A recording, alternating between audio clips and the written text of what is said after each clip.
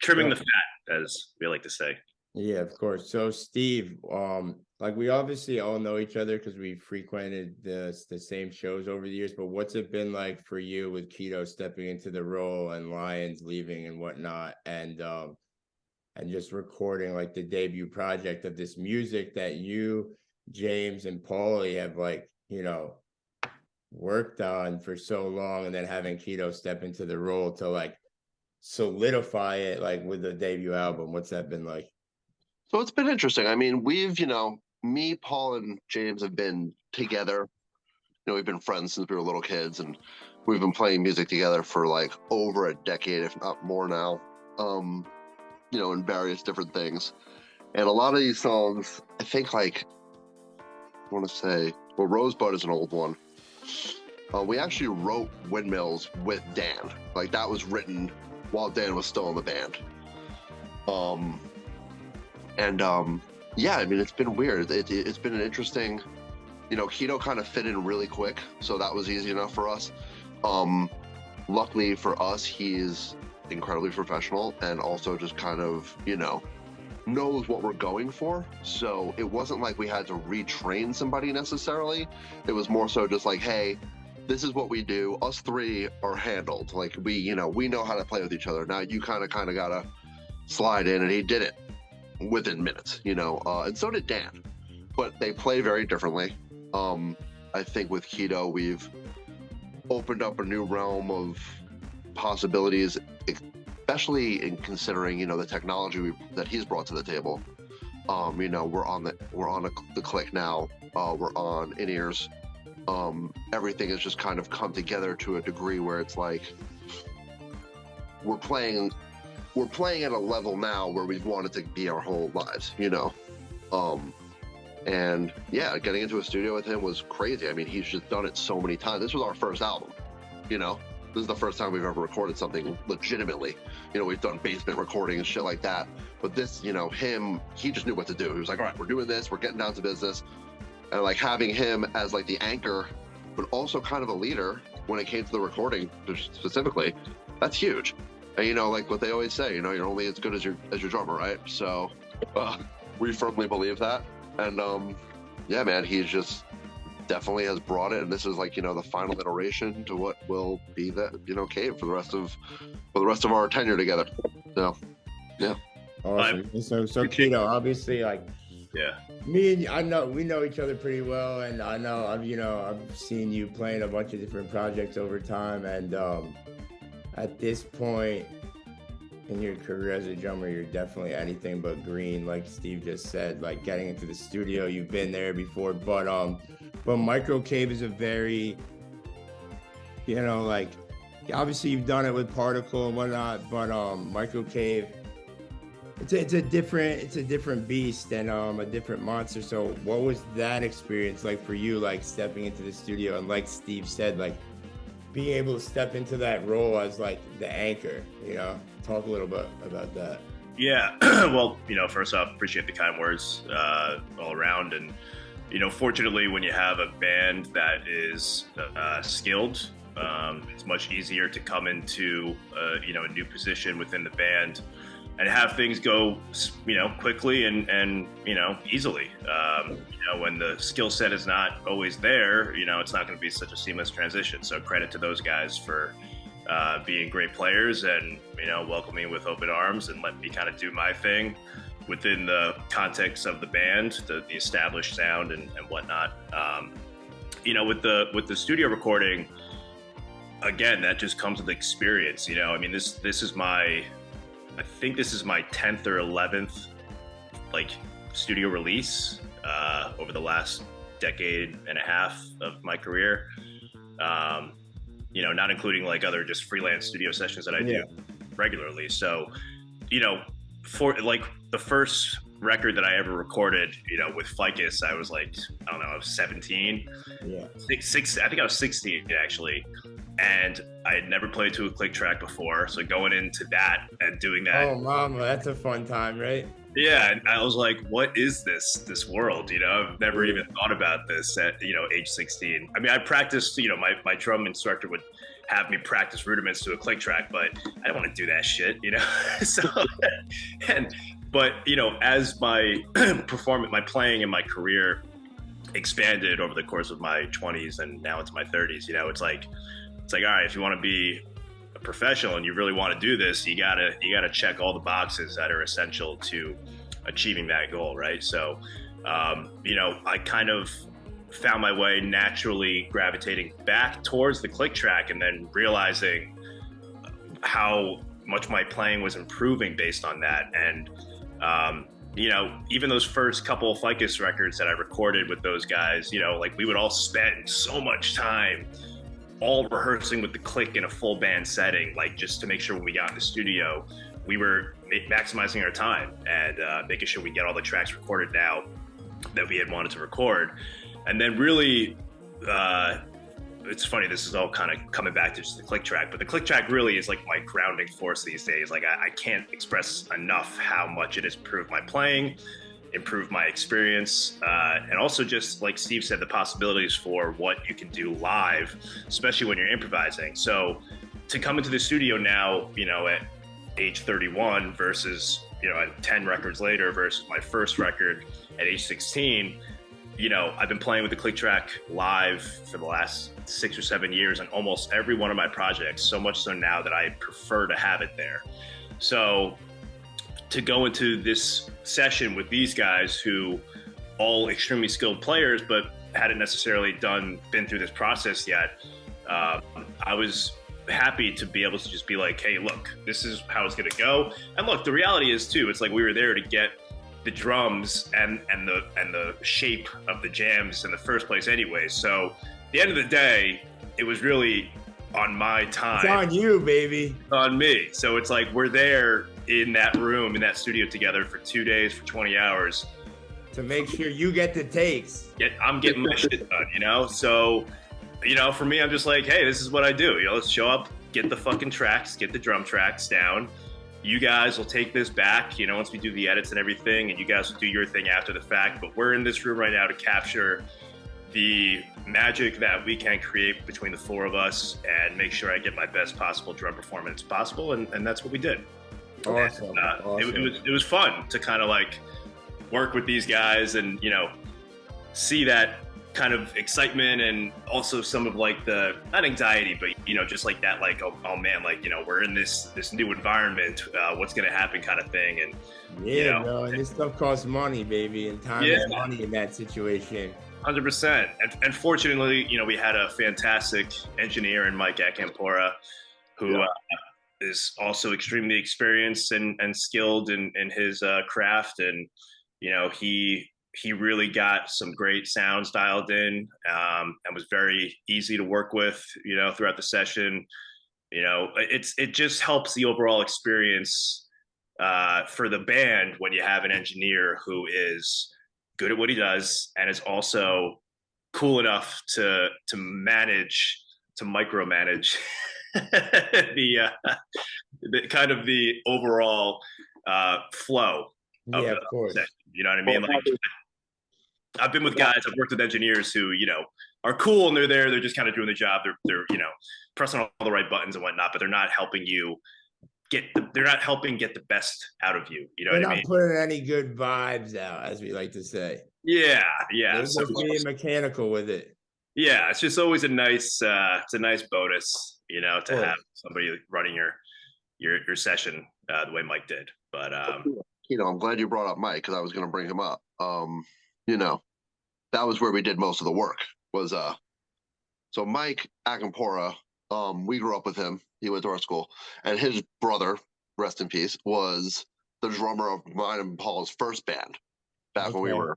I think we were like 17 or 18 years old. We used to play in bars. His name was Lee, and then Mike is his younger brother, and he lives like up the road from me. So basically, we were spending hours in his basement, just fucking overdubbing, playing these parts 10 times over on top of each other, changing, you know, twisting a little knob here to change this little briefly. And, you know, to work with somebody who was passionate about like us as people, that was huge, you know, like that's really what the huge thing was for us, was like above the music, Mike wants to see us succeed. So like he really put in the effort.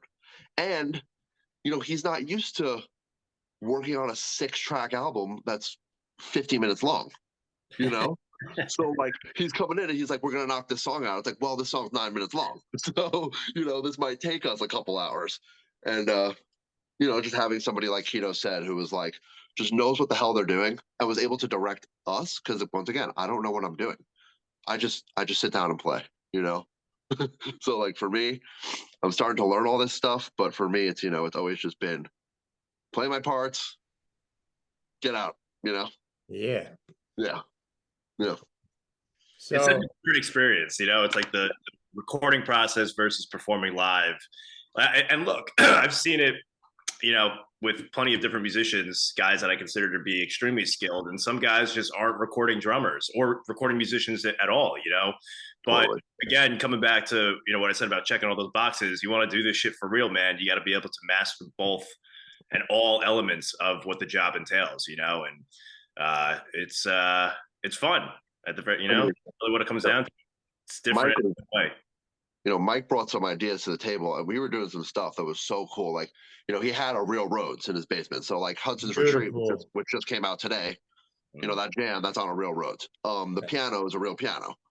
And I did want to say this because I think it's very funny. So Windmills, the little part in the middle where I go beep, beep, beep, beep, that is a ham radio that he wound up getting from a garage sale. And it's we tuned it to B flat, and I just went beep, beep, beep, beep. So we recorded it. So I think that's a little cool thing. But he was just like so open to just experiment and do cool shit like that, So it just made the process a lot of fun for all of us. And that's awesome, dude. Yeah, just hearing it all come together. And then like Jesse Miller from Lotus, mastering it for us. Hearing the masters come together was like, oh my God, like this is fucking crazy. You know what I mean? Like this is just so crazy. You don't realize how important these little, like Keto said, micromanagement, like all these little mini things that become the big thing, Yeah, they add up to the big. Yeah, and Jesse is just like an absolute wizard. It's crazy, His knowledge of sound and gear is like the Miller brothers are just on a different level. And talk about how you mentioned like how professional Keto is, which he is, but I'm gonna stop sucking your dick though after that, Keto. You are professional, but the Miller, dude, Jesse Miller is so professional, like to work with, and it's been awesome to see like a lot of people that I know go to him for mastering and whatnot, and like have him like push these projects like he did it for Horizon Wireless, like across the finish line. It's awesome. But yeah, I wanted to talk about like the songwriting aspect of the album. So Steve, like I know you mentioned Windmill was written with Dan, but like who's the principal songwriter on like Sequencer? So Paul wrote Sequencer. Sequencer was actually a Schlappy original, Mr. Schlappy, his side project. And he came to us with the main idea. And he'll usually send us like everything, whatever that he makes that he thinks could become a Microcave song, he'll bring to us. Yeah. We've done that. We've done Circuit Breaker, which is another one of our songs, which was initially written by him as Mr. Schlappy. And then we kind of just take we sit down with it and say, okay, how can we don't want to turn it into a jam band song. Of course. But we do need to make this into something that will be accessible to the people that come see us, and also just, kind of refine it. But yeah, Paul is definitely he wrote Sequencer for sure. Everything else is James. Everything else. So Phoenix, Hudson's Retreat, all those songs.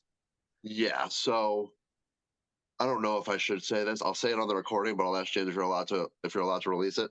But Phoenix and Hudson's Retreat are part of a rock opera that James wrote during COVID. Nice. Yeah. So we put those on there. But yeah, all the other songs, Rosebud, what is it? Rosebud, Seismic, and Windmills. Yeah, he wrote those too. And Seismic and Windmills, James also wrote on Logic during COVID and just kind of sent to us and was like, here, I wrote this. And what was cool about Windmills is it has, that arpeggiated section in the chorus. And with Dan, we wrote it on the click track. So, we tried to do it and I would just click in, I would just tap tempo in. And Dan is like really good at that. So he was able to hold his own to a degree, like keeping the time, but it's hard, you know? Of course. But with Keto, I mean, he put us on Ableton, so it's just like, here you go, fucking press a button and we're off to the races, you know? I don't have to worry about shit. So it opens up my ability to do 100 different things while I'm on stage. You know, not having to worry about putting myself in time is huge. Yeah, And with dude. sequencer too, you know, Paul's perfectly in time. You know, he does it all in the synth base. So he doesn't have to worry about that sequence of sequencer being in time. Yeah, you can really stack stuff once you're on the click. Stack. I'll play it 4 times at once now. Yeah, again, coming back to that click track. Now we're stuck in the click track stick. Yeah, But that's the click track stick all day. it's like I truly discovered what possibilities you can do with that in the live, setting through Particle, and I kind of it's really cool now at this point after using Ableton for 6 years now, I guess, give or take. There's a big learning curve. Like there's a lot about the program that you really have to dig into and on your own time and really figure out the best way to use it for yourself, because so many people use it in so many different ways.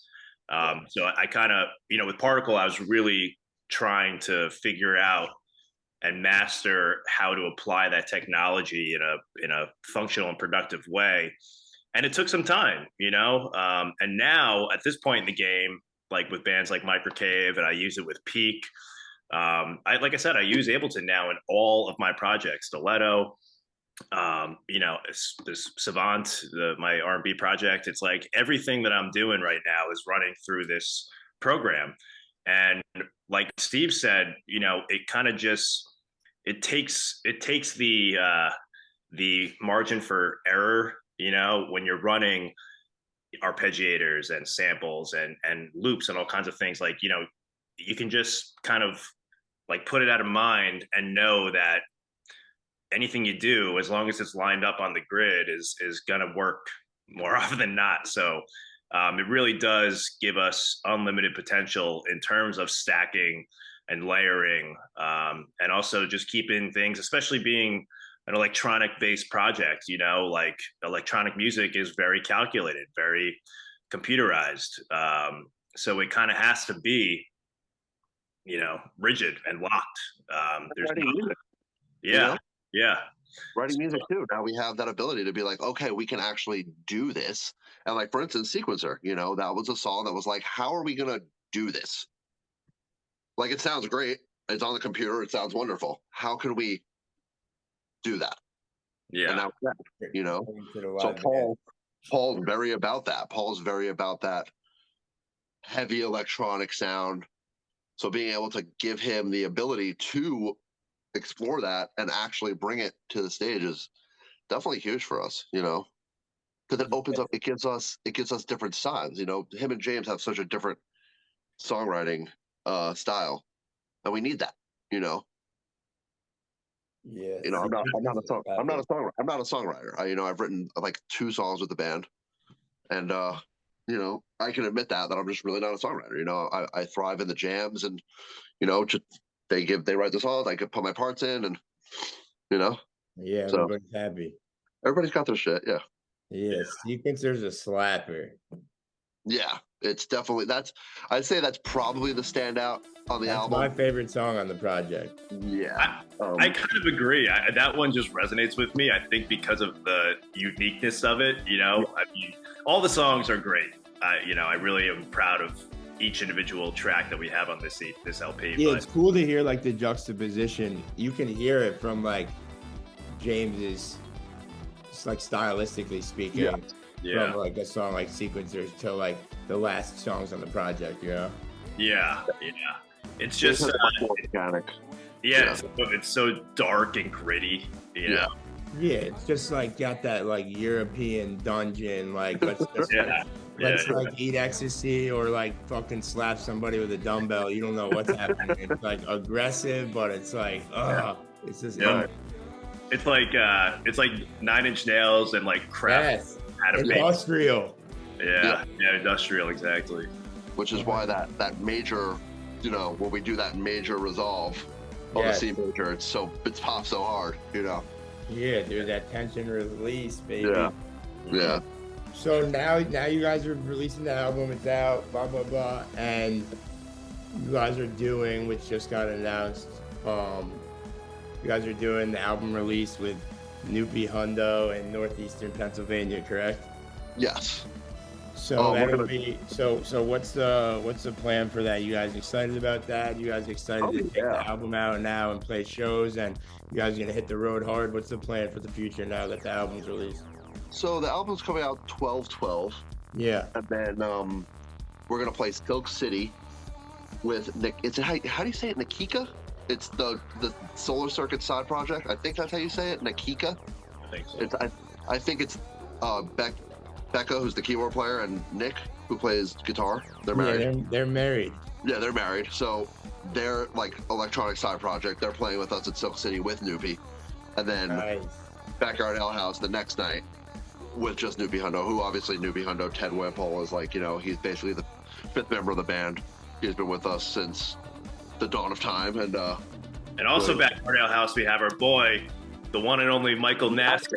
Yes, Nasser on visuals, which I'm very stoked about. I forgot about that. So what's crazy about that is that Backyard Ale House with Nasser and Nupi Hundo was the first Microcave show we ever played with Dan in 2018. So it's cool to kind of come full circle and play with the same exact people at the same exact venue, just with our album and Keto, And Nasser, Nasser obviously did the whole Particle Accelerator tour. He had built a custom production for that tour. And, I've known Nasser going back a decade now, but we had never really collaborated together on that level. And, it's fun for me to just have him there with our previous history, on the road with Particle, and just seeing and knowing what he does from a visual standpoint, and it's gonna be a good time, man. It's gonna be a good time. He's the man. And it's just, what it really boils down to is, I don't know how hard we'll hit the road. It's hard out there right now, so we're definitely gonna do those 2 shows. We got like a couple things planned for 2023 right now. We're in talks with some stuff, but really what I've come to learn with this whole album is like how many people we have in our corner, and it's been cool to kind of see like the outpouring of support from not only fans but like people that do want to work with us, and people that are like, wow, like, you actually put some time and effort into something, and not just playing at 3 o'clock in the morning at some random venue in Philadelphia.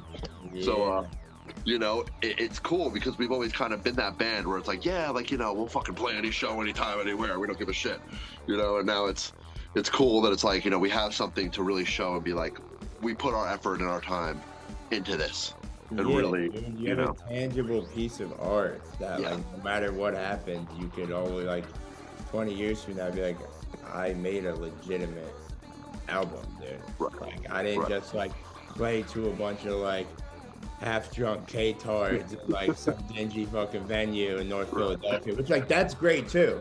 Yeah, that's great. But that's like at the end of the day, like those shows are fleeting. Like this is like the artwork looks great, by the way. I love that. I love the album cover. Totally on brand, really creative. Like big fan of, but like this is like a full, well thought, crafted body of work. Yes. And like, thank you for saying that. That's what we really wanted to do. We thought that's like at the end of the day, like at my point in my life as an artist and as creative that has had my hand in, like, though that's like worth more than silver and gold to me. That's worth more than like playing parties, like, which is great. You need both, but like this is like a thing. It's like a real thing, Oh, yeah. It's awesome. Yeah. Yeah, you have a piece of art that lives on long after you'll be gone. We'll be gone. So and shout out fucking Vinny Narrow. I mean, that dude does some serious artwork. He was like our first choice. Like we didn't have any other. We were like, who's gonna do the album cover? Vinny. So we know him from. He was in Solaris with Dan. Back with that. Of course, so he's really talented. Yeah, so that's awesome. And we just told him, we were just like, yo, the band is Microcave. This is what the music sounds like, and if you could put a windmill somewhere, that'd be cool. And then he was like, "Here you go." Nailed it. That's it. That's silver He platter. was like, "You just do it. We don't care." So last but not least, what's something that you want to say to the fans, people that have been in your corner, like you mentioned, for a minute, and also to new fans where like this album is their introduction into Microcave? We'll end on that. I guess I could start. So, I mean, I think, really, first of all, like I said, thank you to the people that have supported us, including you and including just, people that have put us on multiple different bands and stuff like that. But also, I think the main thing is just, we have a lot more coming. We're really passionate about this. And, if you stick around, this won't be our this won't be our last album. We have lots of other music that wasn't recorded. We have 6 fucking songs on this album, so we have plenty of other music. Yeah, just keep on coming out to shows and just, we see it, that's the whole thing. Even if 20 people are there, it's turned into like, 20 people show up to a show and 10 of them know the lyrics to the songs. Like, that's awesome. It's a great feeling. So, yeah, man, just help us keep rocking and we'll keep doing it. That's it. We need the help though, so that's it. Yeah, I'll add to that by saying, if you keep supporting live music, which is obviously still on the rebuild after 2 years of dead air, I mean, we haven't totally gotten back to where we all want to be yet, but things are working their way back. So just keep supporting small, growing bands, and buying tickets and buying merch and all that stuff. It helps us do our thing, and without the fans buying tickets, we wouldn't be doing this, or we'd be doing it but not successfully. So and like Steve said, this is the first of many to come. So this record is a good introductory record, I think, to the band. Kind of displays what we do in the live setting.